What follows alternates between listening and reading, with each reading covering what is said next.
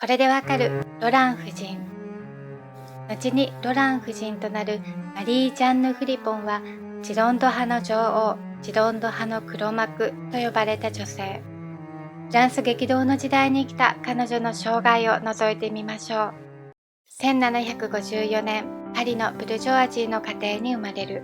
人一倍好奇心、知識欲があり、家庭教師をつけても学ぶことがすぐなくなってしまうほどの秀才。特に哲学が好きで、ジャン・ジャック・ルソーの思想に傾倒していました。美しく育ち、次々に結婚の申し込みが舞い込むようになります。彼女は貴族に憧れがあり、自分の出身階層を嫌っていたので、結婚によりそこから抜け出すことを望んでいました。そのため、平民とは結婚しないと次々に断っていきます。26歳の時、20歳年上のジャン・マリー・ロラン・ドラプラティエールと結婚。ロラン家は貴族ではないのですが、なかなかの名家でした。その頃ロランはリヨンの工場視察官をしていました。二人はお城のあるリヨンに住みます。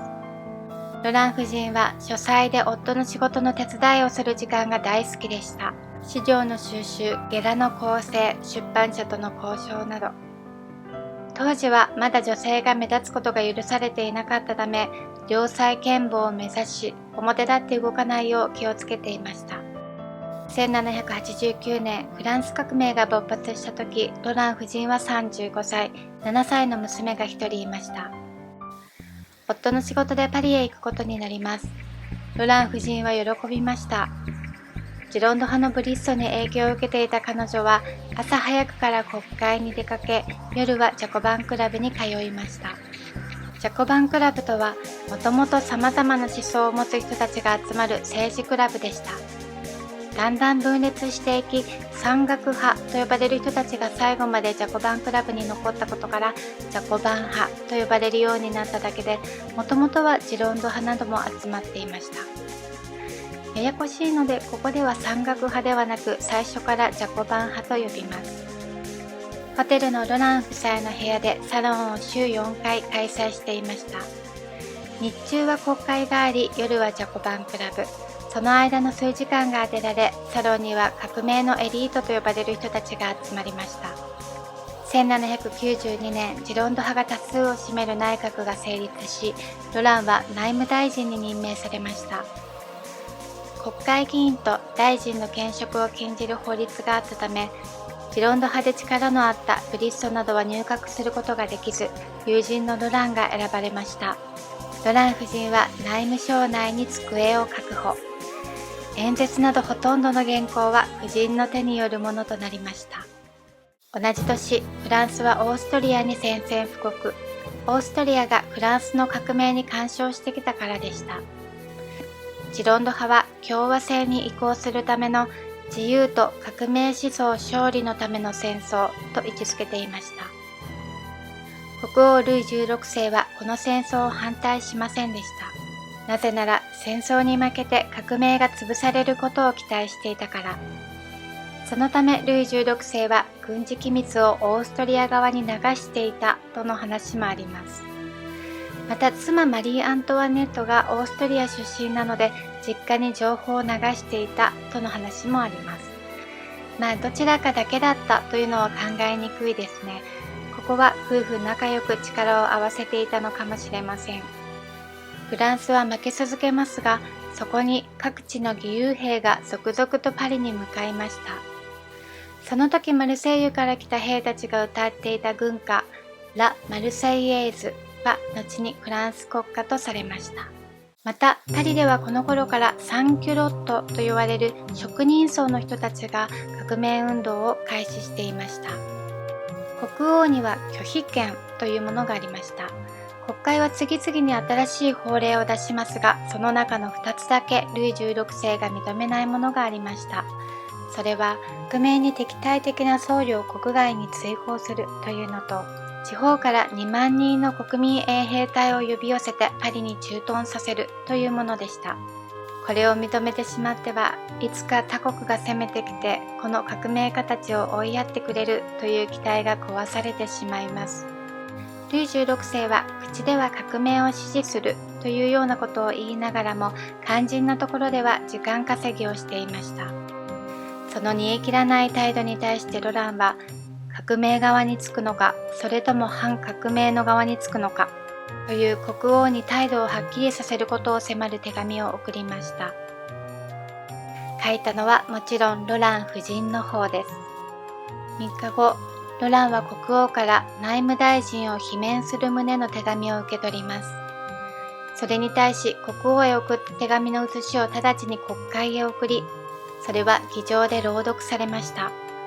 その熱く語られる手紙は拍手を呼び、国会はそれを印刷してフランス全県に配布することを決議。ロランは一躍時の人となり、これを機に民衆が立ち上がります。8月10日事件。1792年8月10日、蜂起したパリ市民がチュイルリー宮殿の国王一家を捕らえました。一家はタンプル島に幽閉されます。ロランは内務大臣に復帰。幹部職員の入れ替えをしました。宮廷の息のかかった職員を解雇し、代わりに友人を内務省に入れました。内務大臣専用の機密費は10万リーブルに増額。他の大臣の分も増額。この資金でジャーナリズムを操作します。国民のお金をいっぱい使っていたのは王室だけではなかったということですね。この時、ジャコバン派のダントンが力を持ってきていました。33歳という若さでしたが、民衆活動家の間に絶大な人気があり、迫力のある演説をしていました。ダントンが内務省夫人が操っているという公然の秘密を訴え、ロラン夫人はジロンド派の黒幕と呼ばれました。9月虐殺事件。1792年9月2日、パリの監獄で起こった虐殺事件です。オーストリア軍がパリ近くのベルダン要塞を陥落させたというニュースがパリに届きました。ダントンは国会で、諸君、敵に打ち勝つためには大胆さ、一層の大胆さ、常に大胆さが必要なのだ。そうすればフランスは救われるだろう。という歴史に残る演説を行います。この日の夕方から牢獄内の政治犯の虐殺が始まりました。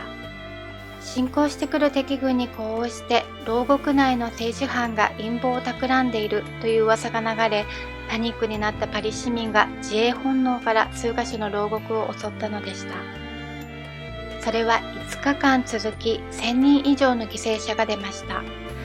ただ反革命派狩りだったはずが、蓋を開けてみたら4分の3は政治犯ではなく通常の罪で捕まっていた人だったそうですが、それくらいのパニック状態、国会も内閣も止められません。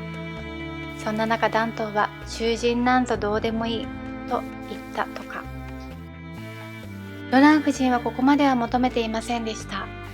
これはジロンド派主導のものではなく、民衆主導のものへと革命が新しい段階に入ったことを表す事件でした。国民公会が成立。フランス始まって以来の普通選挙によって選出が行われました。ここでジロンド派とジャコバン派が激しく対立します。まず2月にはジロンド派主導でイギリス・オランダに宣戦布告。ジャコバン派は反対していました。また国王処刑に対して正しいというジャコバン派に対しジロンド派は反対していました。ジロンド派は共和制を目指していましたが、国王を処刑する必要はないと考えていました。結局1793年1月21日、ルイ16世処刑。国王が国民の決定によって処刑されるなんて、他のヨーロッパの王政の国は震え上がります。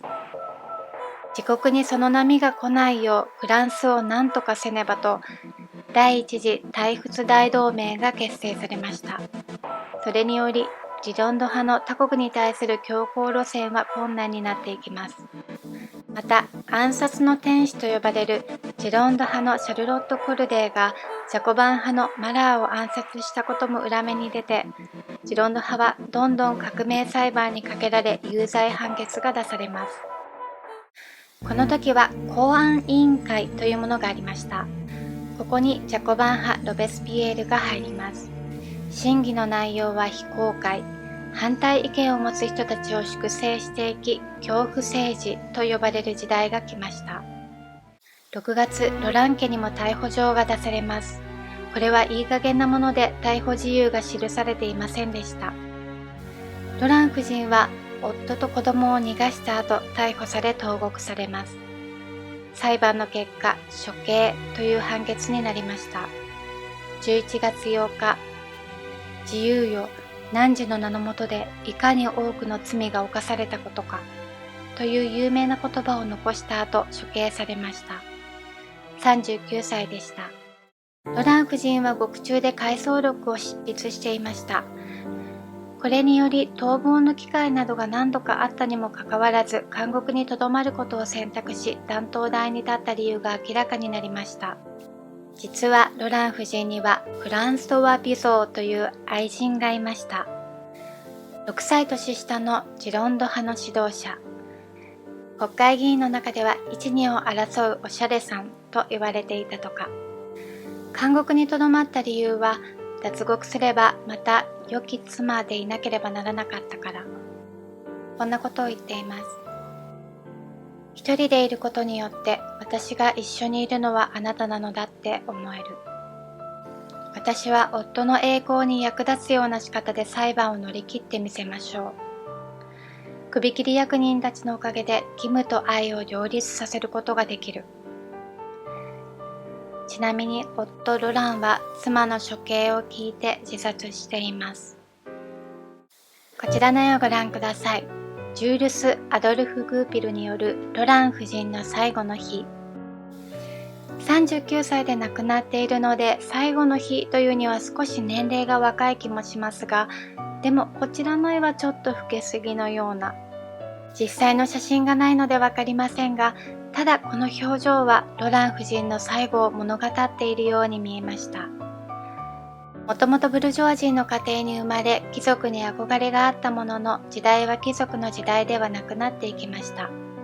もともとフランス革命とは王侯貴族に代わってブルジョワジーが支配者となり、封建社会から資本主義社会へ変えていくことを目指していたもの。彼女もその流れに乗り打倒貴族となります。ただその革命の中心となるのが貧しい民衆と変わり、流れがどんどん変わっていく。もともとブルジョワの彼女には抵抗があり、弾頭のように民衆の心をつかむことはできず、革命の熱も冷めていってしまう。そして最後には断頭台に。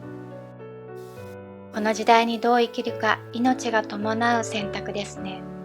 まあ弾頭も最後には断頭台行きになってしまったので、何を選んでも亡命しない限りは同じだったのかもしれませんが、国王処刑にもつながった手紙を書き、革命を動かしていたはずが、自分の思ってた以上の展開になり止められなくなる。時代の流れに乗り切れない。